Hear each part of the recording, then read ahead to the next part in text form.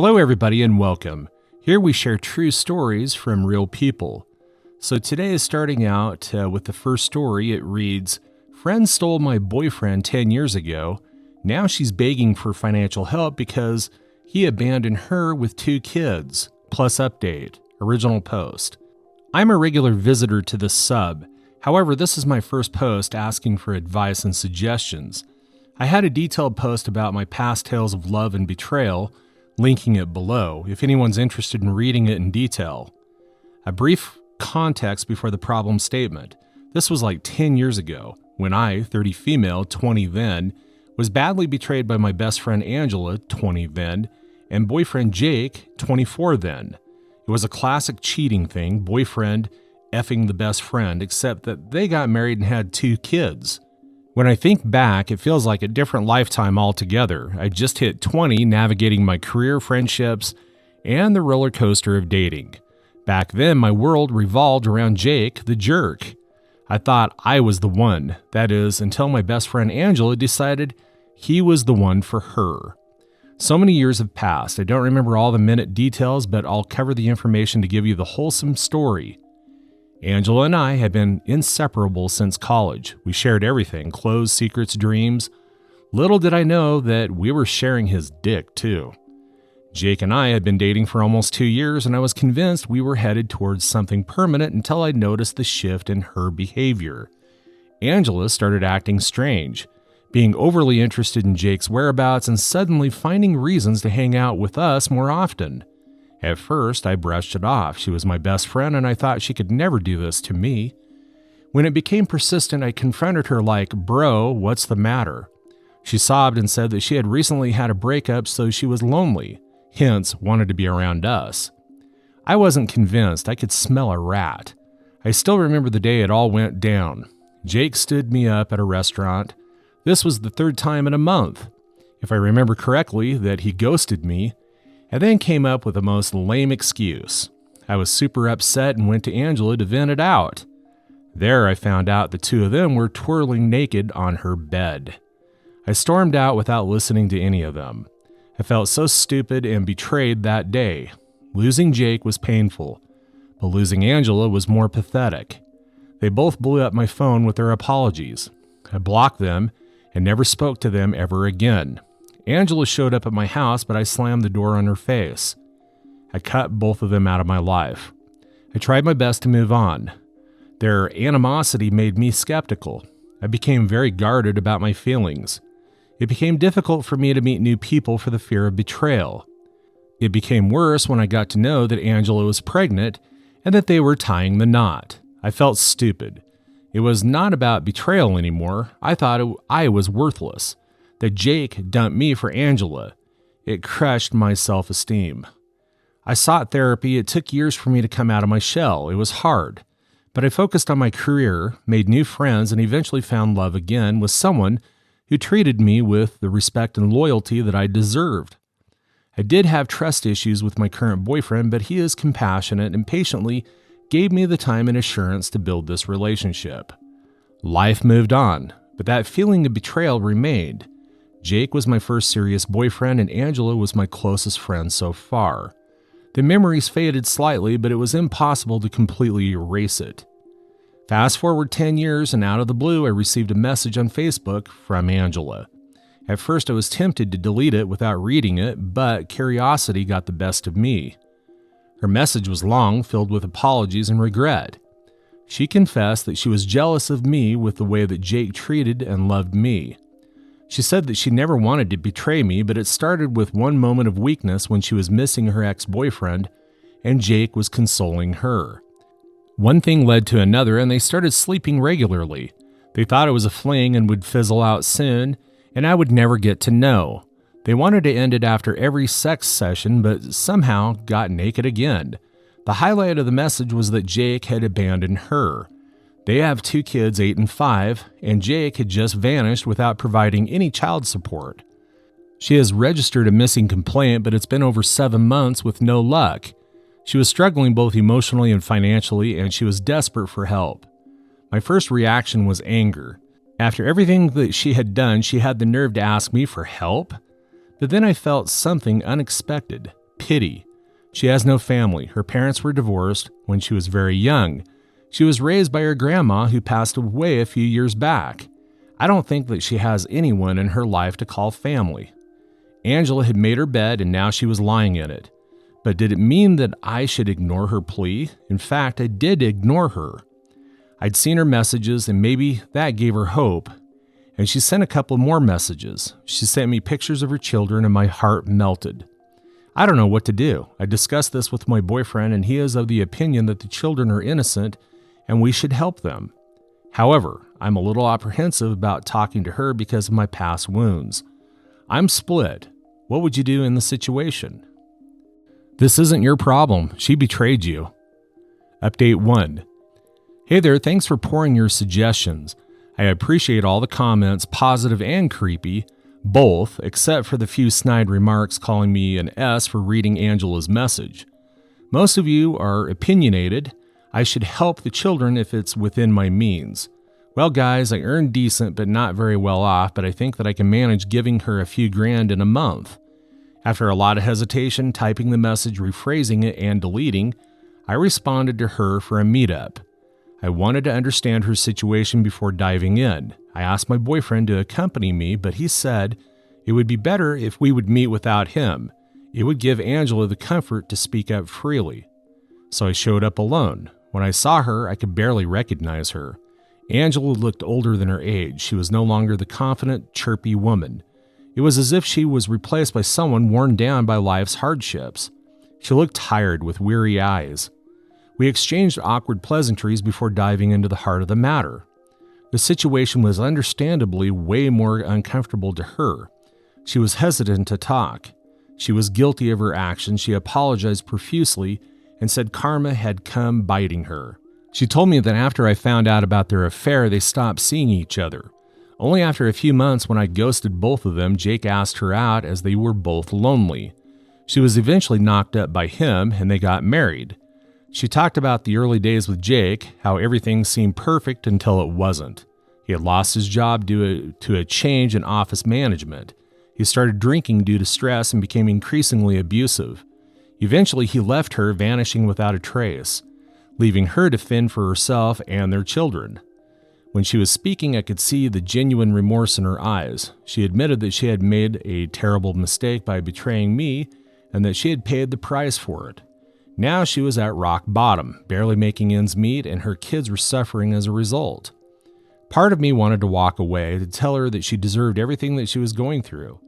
But another part of me that remembered our years of friendship felt a pang of compassion. Her children were innocent in all this, and they didn't deserve to suffer for their parents' mistakes. I took a deep breath and I told her that I needed time to think. She nodded, tears rolling down her face. She thanked me for even considering it. I walked out with a whirlwind of emotions wavering inside of me. Over the next few days, I slept over our conversation. I talked it over with my boyfriend, who had been my rock through so much. He reminded me that helping someone in need, especially when children are involved, is never wrong. But he also emphasized that I needed to set boundaries to protect myself. I decided to help, but on my terms. I reached out to Angela and told her that I would assist with her children's expenses, school supplies, clothes, and food, but I wouldn't give her money directly. She gratefully accepted, and we set up a system where I would buy what the kids needed. I shipped her the monthly supplies and she was overwhelmed. She sent me a voice note from her children thanking me for the berries. It was so surreal. She worked at a low-paying job. My boyfriend and I were trying to get her into a better job so that she could fend for herself and her kids. Update 2. Hey guys, so there's more to it. Picking up where I left off, over the next few months, I continued to help Angela. I saw her more often. I wouldn't say that we were friends again, but there's a tentative truce between us. Helping Angela's children gave me a sense of purpose. They are bright, loving kids who deserve a chance at a better life. I also saw it as a way to close a painful chapter in my life. I feel this helped me better than my therapy because even after the therapy, I had a bitter feeling of vengeance. Meanwhile, my boyfriend referred her to his former employer for a decent salary. I was happy that Angela eventually got back on her feet. After a month of her new job, I told her I would be cutting off the monthly groceries that I'd been providing since With her salary, she'd be able to cover it. However, only 3 months later, she was fired from her job. She didn't tell us about it. It was my birthday and my colleagues ordered a cake for me. My boyfriend and some of my close friends also bought me cakes and chocolates. It was too much for 2 of us to eat, so I thought to drop it off at Angela's. When I went, I could sense something was off by seeing the condition of her house because when she was earning a good salary, her apartment seemed brighter and tidier. I don't know how to explain this, but poverty is impossible to hide. You enter a house which has a scarcity of money and you can literally feel it. Angela and her children didn't look good. I asked what's up and she told me that she was fired because she could not deliver as per the expectation. She was currently jobless. She went back to her former employer, but there's no vacancy there currently. I could see the hopelessness in the children's eyes.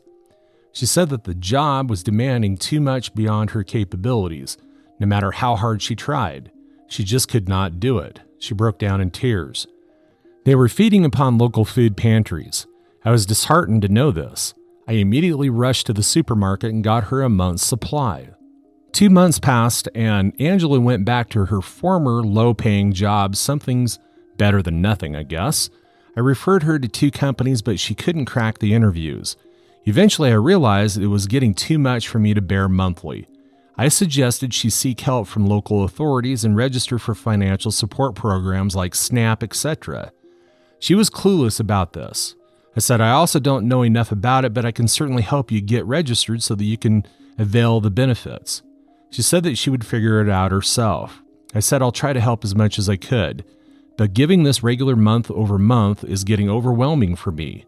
She said that she understood and thanked me for the help so far, but her face turned pale.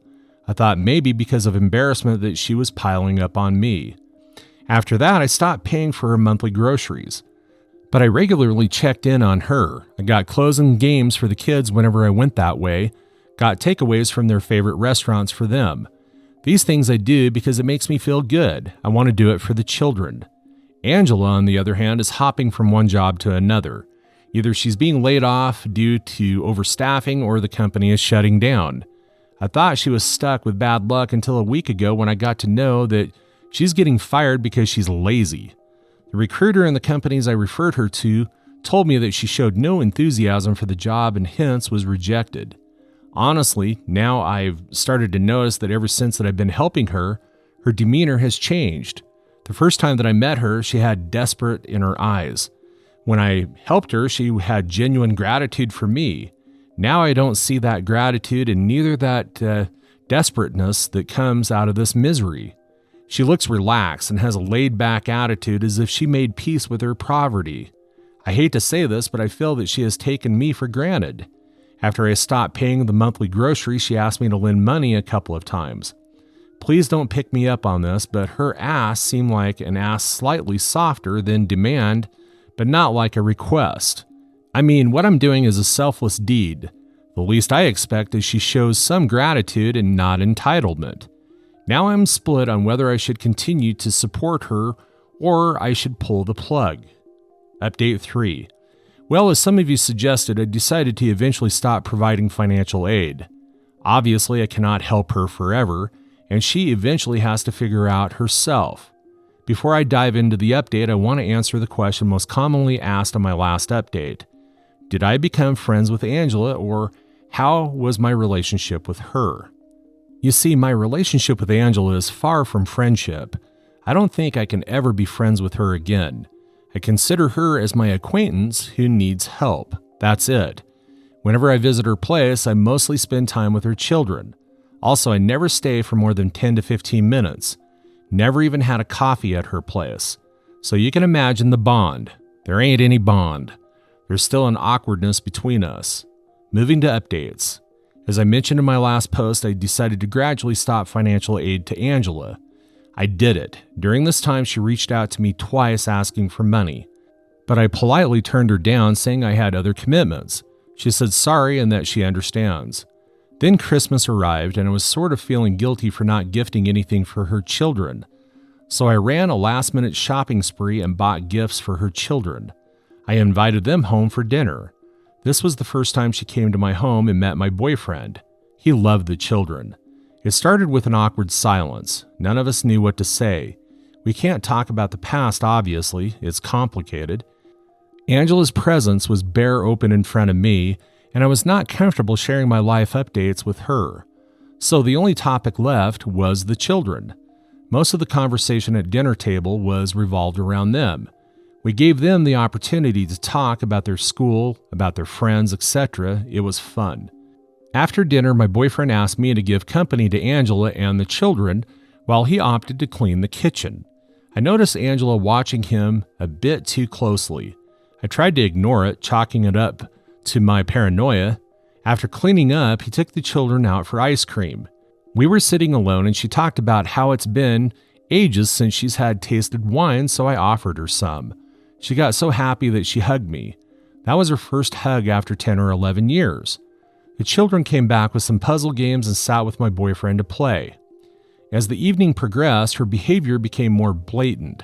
She made comments about how lucky I was to have someone like my boyfriend who was so gentle, kind, and so loving with the kids. I wanted to brush it off as a general compliment, but I just couldn't. I was extra cautious about her every action. I couldn't help but notice her tone became increasingly flirtatious. She was laughing too loudly at his jokes. She even brushed her hand against his arm while laughing. My heart sank. It was like a nightmare repeating itself. Kind of déjà vu, if you know what I mean. I felt the old wounds tearing up and the betrayal resurfacing. Angela was intending to spend the night at my place. She was telling her kids to take up my bedroom, but I told her we could not host them for the night. Our place was too small to accommodate all of us. She was clearly disappointed. She said that she was drunk and wouldn't be able to drive back. She requested my boyfriend to drop her off. I was shocked at her assertiveness. She wasn't that drunk. I looked at him for his reaction. I would have anyway not let him go, but I wanted to see what he does. He settled, replied that he had some business left, so better I drop her off. I smiled and went to drop them off. I thought of confronting her in the car, but then it was too late and the children were around. I let it pass for that night. When I came back home, I confronted my boyfriend about my anxiety. He confirmed Angela was indeed making moves at him, and that's why he declined her request to drop her off at home. He assured me that he wouldn't repeat what Jake had done. Still, I need to be careful and not let their history repeat. The next morning, I sent Angela a message laying out my feelings clearly. I told her her behavior was unacceptable and that I couldn't allow her to make a fool of me again. I explained that while I had been willing to help her for the sake of her children, her actions had crossed the line. Her response was swift and defensive. She accused me of overreacting, claiming she was just being friendly. But I know better.